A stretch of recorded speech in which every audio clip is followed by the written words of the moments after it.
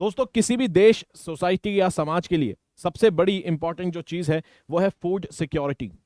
भारत ने भी जब अपनी यात्रा शुरू करी थी एक आजाद देश के रूप में, तब हमारे पास फूड सेल्फ सफिशिएंसी नहीं थी। और भारत में फिर ग्रीन रेवोल्यूशन आई और भारत फिर एक फूड सफिशिएंट कंट्री बन गया। और आज भारत पूरी दुनिया में अपना जो एग्रीकल्चरल प्रोड्यूस है उसको एक्सपोर्ट करता है। एक देश को सबसे पहले जरूरी है कि वो फूड सेल्फ सफिशिएंट बने और उसके बाद वो बाकी काम करता है। और आज यहाँ पर इस वीडियो में हम डिस्कस करने वाले हैं कि किस तरह से जो फर्टिलाइजर है वो एक इंपॉर्टेंट रोल प्ले करता है हमारे पूरे ग्लोबल फूड प्रोडक्शन में और भारत के भी फूड प्रोडक्शन में। और अगर फर्टिलाइजर की सप्लाई में या फर्टिलाइजर में कोई समस्या आती है उनकी सप्लाई में, तो कैसे एक पूरी दुनिया में एक फूड क्राइसिस आ सकता है।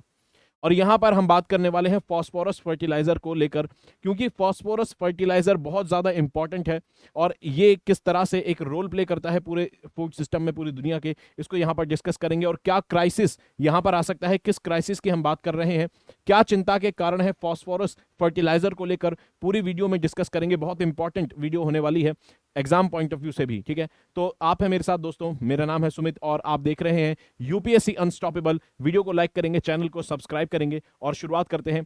एग्जाम पॉइंट ऑफ व्यू से अगर यहां पर देखें तो जीएस पेपर 3 के अंदर एग्रीकल्चर से जुड़े हुए सवाल आते हैं मेंस में, जिसके अंदर एग्रीकल्चर के वेरियस जो सेक्टर्स हैं, चाहे फर्टिलाइजर हो, चाहे इरिगेशन हो, चाहे मार्केटिंग हो, उनके ऊपर कई बार सवाल पूछे जाते हैं। उसी तरह से इरिगेशन के ऊपर आधार बनाकर यहां पर सवाल पूछा गया है माइक्रो इरिगेशन के ऊपर, जो कि कई बार न्यूज में रहता है, तो आप इसको देख सकते हैं। उसके अलावा अगर यहां पर बात करें तो प्रीलिम्स के अंदर भी क्वेश्चन एग्रीकल्चर पर आए दिन आते रहते हैं, फसलों के ऊपर, इरिगेशन के ऊपर, लेंडिंग के ऊपर, यानी कि क्रेडिट जो डिस्ट्रीब्यूशन है उसको लेकर। इस तरह से एग्जाम के पॉइंट ऑफ व्यू से बहुत ज्यादा इंपॉर्टेंट टॉपिक हमारा हो जाता है जीएस पेपर 3 के अंदर। और ये जो टॉपिक है आज सिर्फ एग्रीकल्चर से ही नहीं बल्कि इन्वायरमेंट से भी जुड़ा हुआ एक टॉपिक है, लेकिन ज्यादातर आप देखेंगे कि मेनली ये एग्रीकल्चर से जुड़ा हुआ है, तो इसलिए हम जीएस पेपर 3 के एग्रीकल्चर टॉपिक में इसको यहां पर पढ़ेंगे। आज के डिस्कशन में आपको पता चलेगा कि किन मुद्दों पर चर्चा रहने वाली है। कहता है कि फॉस्फोरस क्राइसिस आखिर क्या है, जिसकी हम यहां पर बात करने वाले हैं। उसके अलावा कहता है कि भाई यहां पर एग्रीकल्चर में फॉस्फोरस का क्या इंपॉर्टेंस है, जियोपॉलिटिकल कंसर्न्स यहां पर क्या है फॉस्फोरस और उसकी सप्लाई को लेकर, पूरी दुनिया में जियोपॉलिटिकल कंसर्न्स क्या है, तो आपको ये भी एक इंपॉर्टेंट एंगल यहां पर देखने को मिलेगा। साथ में यहां पर देखेंगे कि ये जो क्राइसिस फॉस्फोरस की डिस्कस हम करेंगे उसके पॉसिबल सॉल्यूशन क्या हो सकते हैं, ठीक है। चलिए अगर बात करें सिंपल भाषा में, तो जैसा कि आप जानते हैं, जैसे नाइट्रोजन, पोटेशियम और फास्फोरस, ये तीनों ही क्या है, आपने देखा होगा जब भी फर्टिलाइजर की बात होती है तो एनपीके, ये मैक्रो न्यूट्रिएंट्स है, यानी कि प्लांट को, पौधों को ये चाहिए, खेतों में जो आप फसल उगा रहे हैं उनको ये चाहिए, मैक्रो न्यूट्रिएंट्स है और ये उनके न्यूट्रिशन का काम करते हैं। फसल पैदावार अच्छी करनी है तो आपको ये फर्टिलाइजर्स अप्लाई करने होंगे। ये सिंथेटिक फर्टिलाइजर्स हैं, केमिकल तरीके से बनाए जाते हैं और फसलों में अप्लाई किए जाते हैं। और इन्हीं सिंथेटिक फर्टिलाइजर्स की मदद से ग्रीन रेवोल्यूशन पॉसिबल हो पाया। और आज आप देखेंगे भारत भी अगर सेल्फ सफिशिएंट है फूड के अंदर, तो यहां पर ग्रीन रेवोल्यूशन और सिंथेटिक फर्टिलाइजर्स का बहुत ज्यादा इंपॉर्टेंट रोल है और भारत में बड़े पैमाने पर किसान अपने खेतों में इन फर्टिलाइजर्स का इस्तेमाल करते हैं, ठीक है। तो ग्लोबल फूड प्रोडक्शन और भारत दोनों के लिए बहुत ज्यादा इंपॉर्टेंट है फर्टिलाइजर्स, जिसमें से नाइट्रोजन, फॉस्फोरस और पोटेशियम, दोनों में से फॉस्फोरस एक इंपॉर्टेंट फर्टिलाइजर है। लेकिन फॉस्फोरस के साथ समस्या यह है कि फॉस्फोरस ज्यादातर, पूरी दुनिया के जितने भी देश हैं ज्यादातर फॉस्फोरस को इंपोर्ट करते हैं, अपने उनके देश में फॉस्फोरस बहुत कम मात्रा में उपलब्ध होता है।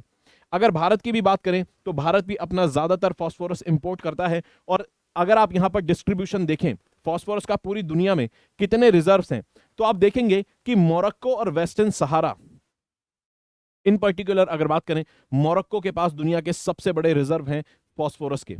तो पूरी दुनिया चाहे कुछ भी करे, अगर उनको खाना पैदा करना है अपनी जरूरत का, तो मोरक्को के पास जाना पड़ेगा, क्योंकि मोरक्को के पास और वेस्टर्न सहारा कंट्रीज के पास, वेस्टर्न सहारा दो कंट्रीज के पास यहां पर 73% रिजर्व्स हैं। आप देख सकते हैं कितनी भारी मात्रा में अनइवन डिस्ट्रीब्यूशन है। उसके अलावा 2% यूनाइटेड स्टेट्स में, जॉर्डन, रशिया और चाइना। चाइना के पास भी ये जो 4% आपको दिख रहा है, ये भी चाइना के पास काफी फॉस्फोरस है और China high quality phosphorus maintain करता है। चाइना के पास हाई क्वालिटी फॉस्फोरस आपको मिलेगा। यह हाई क्वालिटी फॉस्फोरस क्या है इसको देखेंगे तो आप देख सकते हैं अनइवन डिस्ट्रीब्यूशन एक समस्या है फॉस्फोरस को लेकर, ठीक है। तो सप्लाई चेन यहां पर इंश्योर करनी होगी। मोरक्को कि जो डिसीजंस हैं वो इंडिपेंडेंट हो, मोरक्को के साथ सबका व्यापार ठीक तरीके से चले, ये जरूरी है ग्लोबल सप्लाई चेन में फास्फोरस की सप्लाई के लिए।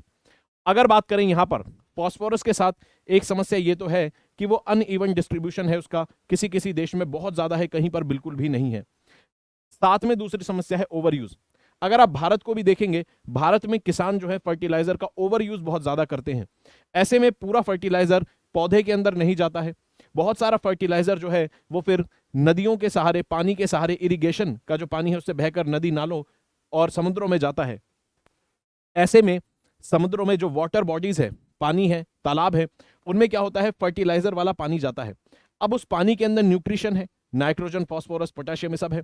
नाइट्रोजन और पोटेशियम को तो हम यहाँ पर कई सारे टेक्निक से उनको अलग कर सकते हैं, लेकिन फॉस्फेट जो है, फास्फोरस जो है वो पानी में रह जाता है, और ऐसे में हमें इस तरह की यूट्रोफिकेशन की समस्या देखने को मिलती है, एल्गल ब्लूम्स। वाटर बॉडीज में इस तरह की हरे रंग की, जिसको काई कहते हैं, ये जम जाती है, और ये क्या करती है, ये एक तरह से न्यूट्रिशंस का इस्तेमाल करने लग जाती है पानी के अंदर, और साथ में यहाँ पर जो ऑक्सीजन है उसकी पानी के अंदर कमी हो जाती है, और फिर ऐसे में जो एक्वेटिक पानी के अंदर रहने वाले जीव जंतु हैं उनको समस्या होने लग जाती है, मछलियां मर जाती है कई बार, इस तरह की समस्या देखने को मिलती है। तो ओवर यूज जो है वो एनवायरमेंट के लिए खतरनाक चीज है, और फूड प्रोडक्शन के लिए खतरनाक है, क्योंकि भाई यहाँ पर एक ही जगह पर कॉन्सेंट्रेटेड सप्लाई है। उसके अलावा दूसरी सबसे बड़ी समस्या कि एक तो बहुत कम जगह पर अवेलेबल है फास्फोरस, दूसरी बात उसका मिसयूज बहुत हो रहा है। तो ऐसे में तीसरी समस्या सामने आती है कि जो रिजर्व्स हैं वो डिप्लीट हो रहे हैं, यानी कि जो भंडार हैं फास्फोरस के पूरी दुनिया में वो कम होते जा रहे हैं, ओवर यूज की वजह से, मिसयूज की वजह से। अगर बात करें ग्लोबल सिनेरियो की, तो यहां पर आप देखेंगे कि मोरक्को और वेस्टर्न सहारा के पास टोटल जो 70 बिलियन टन के रिजर्व्स हैं, उनमें से सिर्फ इन दो कंट्रीज के पास 50 बिलियन रिजर्व आपको दिखेंगे। बाकी 20 बिलियन में चाइना, अल्जीरिया, सीरिया, ये सारी कंट्रीज आ जाती हैं। और अगर डिप्लीटिंग रिजर्व्स की बात करें, एक तो यहां पर हमने देखा कि किस तरह से कॉन्सेंट्रेटेड है, दूसरा डिप्लीटिंग रिजर्व्स की अगर बात करें तो यहां पर 3 जो कंट्रीज हैं, सबसे ज्यादा पॉपुलेशन वाली कंट्री और लार्ज स्केल पर फर्टिलाइजर्स का इस्तेमाल करने वाली कंट्रीज कौन है, चाइना, इंडिया और यूएसए। अगर यहां पर बात करें, इनमें इन कंट्रीज में जितना भी रिजर्व है फास्फोरस का, रॉक फॉस्फेट इसको कहते हैं, रॉक फॉस्फेट के रूप में, क्योंकि फास्फोरस जो है फॉस्फेट के रूप में चट्टानों में पाया जाता है। ठीक है, ये हवा में नहीं घुलता है, तो कई बार पेपर में क्वेश्चन पूछ लेता है, ये हवा में नाइट्रोजन की तरह हवा में नहीं जाता है, ये चट्टानों में रहता है और फिर वहीं से बहकर पानी में चला जाता है। तो अगर बात करें इन देशों के पास जितने भी रिजर्व हैं, अब उनका कितना बचा हुआ है, तो यहां पर बात करें, चाइना के पास 23 साल जितने रिजर्व बचे हैं, भारत के पास 29 साल तक के रिजर्व बचे हैं, यानी कि भारत अगर अपने रिजर्व का इस्तेमाल करेगा तो 29 साल तक ही इस्तेमाल कर पाएगा, और यूएस के पास 37 साल तक के रिजर्व बचे हुए हैं। तो बहुत जरूरी हो जाता है यहां पर कि हम इंश्योर करें कि मोरक्को और बाकी जो कंट्रीज की जो सप्लाई है उसको इंश्योर करें, उसके अलावा जो यूज है उसको भी यहां पर थोड़ा सही तरीके से इस्तेमाल करें, ताकि जो हमारे ही देश के रिजर्व घट रहे हैं वो भी आसानी से उसमें कोई समस्या ना आए। इन्हीं चीजों को ध्यान में रखते हुए अगर आप देखेंगे यहां पर, तो देखना जरूरी हो जाता है कि भारत आखिर कितना फॉस्फेट जो है उसको इंपोर्ट करता है। तो यहां पर भारत जो है, भारत ने अगर टोटल वैल्यू अगर बात करें यहां पर 19 लाख टन, यहां पर वॉल्यूम की अगर बात करें तो 19 लाख टन फर्टिलाइजर इंपोर्ट किया है भारत ने, 2023 का आंकड़ा है। और इसमें से अगर आप देखेंगे 52 लाख टन आपको फॉस्फेट का फर्टिलाइजर दिखेगा, यानी कि लगभग 1/4 जो हिस्सा है वो फास्फोरस वाला फर्टिलाइजर भारत इंपोर्ट करता है। और ये कहां से करता है भारत मोरक्को से इंपोर्ट करता है, भारत मोरक्को से इंपोर्ट करता है। इन्हीं सब चीजों को ध्यान में रखते हुए सरकार ने 2021 में फैसला लिया था कि सरकार क्या करेगी, आत्मनिर्भर बनेगी फॉस्फेट के प्रोडक्शन के मामले में, और जो भारत के जो इंडिजिनस रिजर्व्स हैं उनका सरकार इस्तेमाल करेगी, और यहां की कंपनी ताकि फॉस्फेट भारत के अंदर ही फर्टिलाइजर बना पाए आत्मनिर्भर तरीके से, और डिपेंडेंसी थोड़ी यहां पर कम हो। लेकिन यहां पर ये सारी चीजें जरूरी हो जाती है जानना, क्योंकि जब डिपेंडेंसी इतनी ज्यादा है किसी एक पर्टिकुलर देश पे, तो ऐसे में जियोपॉलिटिक्स का एंगल आना जरूरी है। ये जरूर आएगा, क्योंकि आपको ग्लोबल सप्लाई जो है उसको मेंटेन करना होगा, इंश्योर करना होगा। कल को कोई कंट्री अगर मोरक्को के ऊपर आकर अपना इन्फ्लुएंस जमा देती है और किसी तरीके से जो फॉस्फेट की सप्लाई अगर आप डिसरप्ट कर दें पूरी दुनिया में, तो एक उस देश में या फिर बाकी देश के हिस्सों में आप फूड क्राइसिस लेकर आ सकते हैं। ठीक है। तो यहां पर जरूरी है कि जियोपॉलिटिक्स को डिस्कस किया जाए। और उसके अलावा जियोपॉलिटिक्स इसलिए भी इंपॉर्टेंट है क्योंकि मोरक्को का जो फर्टिलाइजर है, जो मोरक्को का फॉस्फेट है, उसके अंदर कंटेमिनेशन होता है, यानी कि उसके वो पूरी तरह से प्योर नहीं होता। मोरक्को की तरफ से जो फॉस्फेट आता है उसके अंदर आपको कैडमियम की इंप्योरिटी देखने को मिलती है। एक तरह से कैडमियम एक इंप्योरिटी का काम करता है, और कैडमियम एक हैवी मेटल है जो कि शरीर में कई प्रकार की बीमारियां कर सकता है। तो मोरक्को से भारत जो मंगाता है उसमें कैडमियम मिला होता है जो कि शरीर के लिए हानिकारक होता है। लेकिन अगर बात करें रशिया और चाइना की, तो रशिया और चाइना के पास फास्फोरस के ऐसे रिजर्व्स हैं जिसमें कैडमियम बहुत कम होता है और शरीर को नुकसान नहीं करता। यानी कि हाई वैल्यू जो फास्फोरस है वो किनके पास है, वो चाइना और रशिया के पास है। और हेल्थ कंसर्न्स को देखते हुए हाल ही के कुछ दिनों में यह देखा गया है कि भाई हाई क्वालिटी फास्फोरस की जो डिमांड है वो बहुत ज्यादा बढ़ गई है। और ऐसे में जियोपॉलिटिकल एंगल सामने आता है क्योंकि चाइना ने अपने जो एक्सपोर्ट हैं उनको बैन किया हुआ है। ठीक है, चाइना ने अपने फास्फोरस एक्सपोर्ट को बैन किया हुआ है। तो ऐसे में बहुत जरूरी हो जाता है इन सारी चीजों को डिस्कस करना। तो प्रॉपर सप्लाई बनी रहे और किस तरह से यहां पर हाई क्वालिटी लो क्वालिटी है ये आप देख सकते हैं। चाइना के पास है तो चाइना उसका इस्तेमाल कर रहा है और एक्सपोर्ट बैन किया हुआ है। कल को मान लीजिए चाइना मोरक्को के अंदर अगर किसी प्रकार का इन्फ्लुएंस जमा लेता है इस तरह की, तो जरूरी है कि वो सप्लाई को डिसरप्ट ना कर पाए। और इसीलिए आप देखेंगे कि बाकी जो कंट्रीज हैं वहां पर एक दूसरे का इन्फ्लुएंस रोका जाता है। ठीक है, और चाइना का जो अफ्रीका में इन्फ्लुएंस बढ़ रहा है तो चाइना अपने इन्फ्लुएंस का गलत इस्तेमाल कभी भी कर सकता है। ये सारी चीजें हम देख सकते हैं। ठीक है, और श्रीलंका के अंदर जो क्राइसिस आया था 2021 में, इकोनॉमिक क्राइसिस, जिसमें श्रीलंका ने सिंथेटिक फर्टिलाइजर्स के इंपोर्ट को बैन कर दिया था अपने देश के अंदर इंपोर्ट करने से, उसमें एक मेन कारण यही था कि ये जो था कंटेमिनेशन, कैडमियम कंटेमिनेशन, इनका एक मेन कंसर्न यहां पर था श्रीलंका में फर्टिलाइजर्स को लेकर। ठीक है, तो यहां पर एक बड़ी समस्या हो जाती है कि अगर आप फर्टिलाइजर में इसमें कैडमियम ना अलग करें तो फिर वो एक हेल्थ कंसर्न बन जाएगा। और अगर आप फर्टिलाइजर में से कैडमियम अलग करना चाहते हैं, उसको सेफ बनाना चाहते हैं, तो फिर फर्टिलाइजर महंगा हो जाएगा। तो ये एक समस्या भी और आपको देखने को मिलेगी फॉस्फेट फर्टिलाइजर के साथ है। उसके अलावा ये जो क्राइसिस है, ठीक है, कि भाई डिप्लीट हो रहे हैं रिजर्व्स यहां पर मोरक्को में भी, पूरी ग्लोबल और इंडिया में, बाकी कंट्रीज में भी। ठीक है, उसके अलावा ओवर यूज, इन सब चीजों को हम टैकल कर सकते हैं अगर हम यहां पर प्रिसीजन एग्रीकल्चर का सहारा लें। एटलीस्ट ओवर यूज को तो हम टैकल कर सकते हैं कि जरूरत से ज्यादा अगर आप फर्टिलाइजर लगा रहे हैं तो आप क्या करिए, ओवर यूज को रोकिए, प्रिसीजन, जितनी जरूरत है उतना ही फर्टिलाइजर आप अप्लाई करिए। तो ऐसे करके आप बचा सकते हैं फर्टिलाइजर और वेस्ट नहीं करेंगे। उसके अलावा एक नया तरीका यहां पर अब डिस्कस किया जाता है, क्योंकि फॉस्फोरस जो है फर्टिलाइजर के थ्रू पौधों में जाता है, पौधे फॉस्फोरस को एब्जॉर्ब करते हैं, प्लांट्स में न्यूट्रिशन का काम करता है, और फिर इंसान जब खाना खाता है, फूड खाता है, तो हमारे शरीर में भी ये न्यूट्रिशंस जाते हैं। अब जो ह्यूमन वेस्ट जो है उसके अंदर जो चाहे सॉलिड हो चाहे लिक्विड, ह्यूमन वेस्ट के अंदर भी ये फर्टिलाइजर्स आपको मिलेंगे, यानी कि ये आपको नाइट्रोजन, फॉस्फोरस और पोटेशियम आपको मिलेंगे।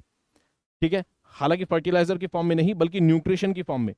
तो ह्यूमन वेस्ट के अंदर भी आपको ये न्यूट्रिएंट्स मिलेंगे, और जब ये जाते हैं, जब गटरों में, नालों में, सीवरेज में जब जाते हैं, तो वहां पर भी ये समस्या आपको देखने को मिलती है कि वहां पर भी क्योंकि फॉस्फेट जो है वो मौजूद रहता है, ऐसे में वहां पर भी समस्या इस तरह की, जिस तरह की हमने एल्गल ब्लूम देखा था, इस तरह की समस्या हमें पानी, वाटर बॉडीज में देखने को मिलती है। तो इससे एक बात ये साफ जाहिर होती है कि ह्यूमन वेस्ट के अंदर भी फॉस्फोरस है। तो यहां पर अब नया ये कॉन्सेप्ट आया है कि क्या किया जाना चाहिए, ह्यूमन वेस्ट के अंदर से फॉस्फोरस को माइन कर लेना चाहिए, यानी कि फॉस्फोरस को हम वहां से निकाल सकते हैं। तो हमारी जरूरत का फॉस्फोरस हम क्या कर सकते हैं भाई, इतना सारा ह्यूमन वेस्ट जनरेट होता है सिटीज में, वैसे भी सीवरेज ट्रीटमेंट प्लांट लगाए जाते हैं, वेस्ट वाटर को ट्रीट किया जाता है, ह्यूमन सॉलिड वेस्ट को ट्रीट किया जाता है। तो ऐसे में जरूरी है कि आप क्या करें, इनका इस्तेमाल इस तरीके से कर सकते हैं, इसमें से फॉस्फोरस भी आप निकाल सकते हैं। ठीक है, तो यहां पर एक तरह से अब ये कॉन्सेप्ट आया है कि आप यहां से सर्कुलर वाटर इकोनॉमी बना सकते हैं, ह्यूमन वेस्ट में से आप फॉस्फोरस को अलग कर सकते हैं। लेकिन इसके साथ समस्या यह है कि भारत के अंदर जो ऐसी एक्टिविटीज है ह्यूमन वेस्ट को मैनेज करने वाली, इसमें अगर आप कोई स्टार्टअप चालू करेंगे, कोई कंपनी वगैरह बनाएंगे, तो ये सब चीजों को प्रमोट करना बड़ा मुश्किल होता है, क्योंकि भारत के अंदर ह्यूमन वेस्ट से जुड़े हुए, मैनेजमेंट से जुड़ा हुआ या वेस्ट जनरेशन या मैनेजमेंट से जुड़े हुए किसी भी काम को एक अनडिग्निफाइड एक्टिविटी माना जाता है, यानी कि यह समझा जाता है कि एक किसी खास पर्टिकुलर आने वाली जो लोअर जातियां हैं, जो कास्ट हैं, उनसे ही जुड़ा हुआ एक काम है। तो ये समस्या करती है ऐसी चीजों को प्रमोट करने में। उसके अलावा दुनिया में बाकी जगहों पर हर जगह डिस्चार्ज रूल बने हुए हैं कि कोई कंपनी या कोई फैक्ट्री अपना जो वेस्ट डिस्चार्ज करेगी पानी को, तो उसके अंदर अगर कोई न्यूट्रिएंट्स हैं उस कंपनी के पानी में, उस फैक्ट्री के पानी में, तो वहां पर उनकी लिमिट जो है उनको मैनेज करें। जैसे कि अगर मान लीजिए किसी कंपनी पर रिस्ट्रिक्शन लगा दी कि भाई इस पर्टिकुलर लिमिट के बाद अगर आपके वेस्ट वाटर के अंदर फॉस्फोरस है तो आपको उसको ट्रीट करना होगा, उसमें से फॉस्फोरेट अलग करना होगा। लेकिन भारत के अंदर क्या होता है, ऐसे में ये देखा गया है कि जो वेस्ट वाटर डिस्चार्ज करने वाली कंपनियां, फैक्ट्रीज होती हैं, वो क्या करती हैं, वो पानी फ्रेश वाटर मिला के वेस्ट को ही डाइल्यूट कर देती हैं। यानी कि यहां पर जितनी मात्रा पहले फॉस्फोरस की एक गिलास पानी में थी, अब उसमें वो 5 गिलास पानी डालकर उसको डाइल्यूट कर देते हैं, मात्रा कम हो जाती है, जरूरत नहीं पड़ेगी एक्सट्रैक्ट करने की। तो अगर आप इस तरह की कंडीशंस लगाते हैं भारत में, तो हमने देखा है कि वेस्ट वाटर को डाइल्यूट करके लोग डिस्चार्ज करते हैं, फ्रेश वाटर मिलाकर इस तरह से, लेकिन अल्टीमेटली वो न्यूट्रिएंट तो वेस्ट हो ही रहा है और जा रहा है। ठीक है, उसके अलावा सबसे बड़ी समस्या ये है कि भारत के अंदर जो सरकारें हैं या यूटिलिटीज हैं, ठीक है, पानी का जो डिस्ट्रीब्यूशन करती हैं कॉलोनीज में, अर्बन एरियाज में, उन सबको जो पैसे मिलते हैं, वो चार्ज जो मिलता है, वो मिलता है वाटर सप्लाई का। वाटर को ट्रीट करने के लिए उनको कोई खास रेवेन्यू जनरेट नहीं हो पाता है।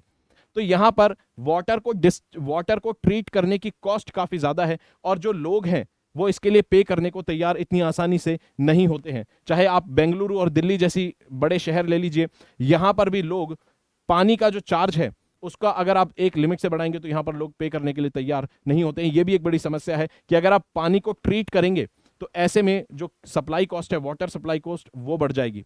तो कहने का मतलब है कि यहां पर जो वाटर यूटिलिटीज हैं उनको पानी सप्लाई करने का तो रेवेन्यू मिलता है, लेकिन उनके पास कोई एक्स्ट्रा एडवांटेज नहीं होता रेवेन्यू जनरेशन का कि भाई वो यहां पर पानी को ट्रीट भी करें और उसको रिसाइकिल वगैरह करें, और खास तौर पर फॉस्फोरस उसमें से निकालें।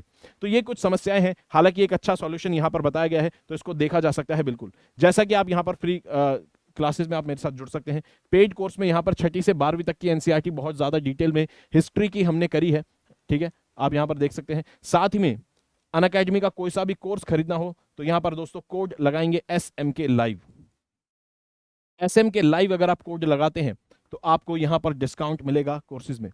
उसके अलावा यहां पर अगर बात करें तो एक्सटेंशन ऑफर चल रहा है। 9 मंथ का कोर्स लेते हैं तो 3 महीने का, 12 महीने का, 4 महीने का, 18 मंथ का लेते हैं तो 6 महीने का, इस तरह के एक्सटेंशन आपको मिलेंगे कोर्सेज में। कोड वही रहेगा SMK लाइव, कोड आपको लगाना होगा।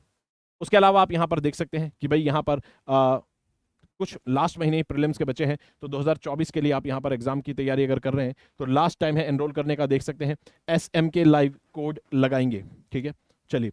उसके अलावा यहां पर 2024 का भी फाउंडेशन बैच है, 1-on-1 मेंटोरशिप है, प्री प्लस मेंस दोनों की तैयारी आपको कराई जाएगी। ठीक है, कोड वही रहेगा SMK लाइव। ठीक है, चलिए। फाउंडेशन बैच 2025 का भी है, सेम 1-on-1 मेंटोरशिप और कॉम्प्रिहेंसिव स्टडी मटेरियल सारी चीजें, कोड भी वही रहेगा SMK लाइव। साथ में कॉम्बैट टेस्ट आप देख सकते हैं यहाँ पर 24 सितंबर को है, जो कि जिसमें आप 100% स्कॉलरशिप जीत सकते हैं और 10 करोड़ तक के प्राइजेस हैं, इसको भी यहाँ पर आप चेक कर सकते हैं। ठीक है, और दिल्ली के अंदर ऑफलाइन सेंटर खुल चुका है, इसको भी यहाँ पर आप चेक कर सकते हैं। कोड वही रहेगा SMK लाइव। जो भी लोग ऑफलाइन स्टडी प्रेफर करते हैं वो यहाँ पर देख सकते हैं। साथ ही में जाते जाते यहाँ पर 2015 का एक क्वेश्चन है, इसको अटेम्प्ट करेंगे और अपना जवाब कमेंट बॉक्स में देंगे। ठीक है, चलिए। वीडियो अच्छी लगी दोस्तों, वीडियो को लाइक करेंगे, चैनल को सब्सक्राइब करेंगे, पढ़ते रहेंगे, अपना ख्याल रखेंगे। जय हिंद दोस्तों।